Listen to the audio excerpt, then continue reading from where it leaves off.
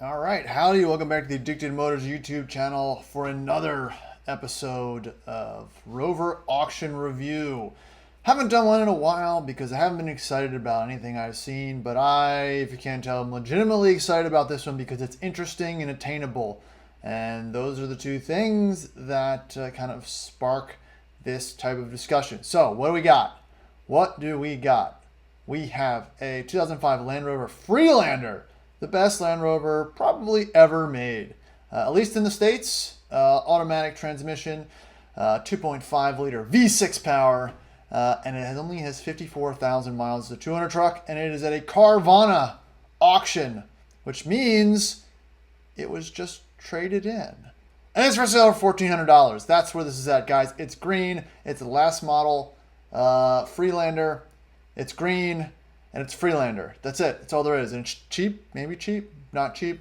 So let's talk about this real quick. What's a Land Rover Freelander? It's potentially the worst Land Rover that has ever been made, which makes it the best Land Rover that's ever been made. The engines usually last about 20,000 miles. When I say engines, most of them have had many engines. The timing belt snaps and they go poof. The transmission goes poof. This one in particular says there's a power steering issue. The headliner's missing. Doesn't have any codes, and there is a running video, so we'll get to that in a little bit. So, man, it has everything that's bad and everything that's good, and I think this is a must-have for every Rover guy that is going deep into the brand to experience the Freelander.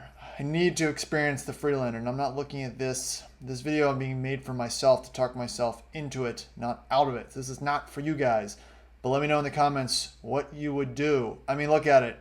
It's a two-owner truck.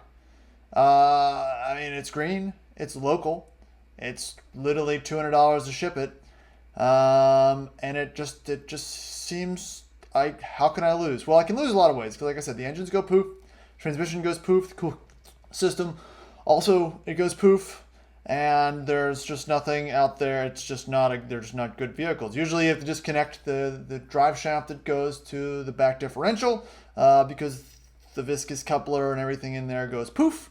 And it's just an oddball, interesting truck, and you kind of feel like you gotta do it. And 54,000 miles, right? It doesn't look like it's overheating. The interior seems to be in good condition. I mean, it's like manifesting the joke. I mean, it's one of those things that you have to touch, even if it's hot. You gotta touch it. You got to check that box and drive it for the rest of your life because it's awesome. I see that this is something that needs to maybe be added to the collection. Seats, look at those seats, right? Seats look good.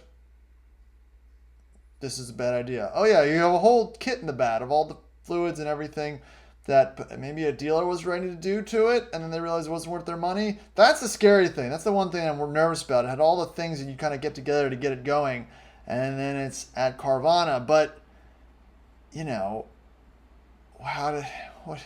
what do we do, right? I'm looking for some feedback here, people. Just a couple scratches, a couple dents, a couple dings. They look the best, I think, in this last gen facelifted model, which is nice. Look at that heated. All right, here's the running.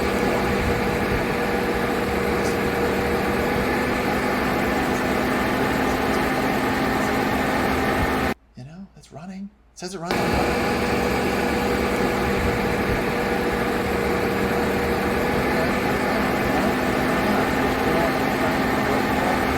Unfortunately, the power steering is tough. So it's not. It's got some tires, date stamp 2016. Still has the drive shaft installed. This is bad. I wish I didn't see this. I thought it sold and it came back, right? You never come back to something. You never go back by the house twice.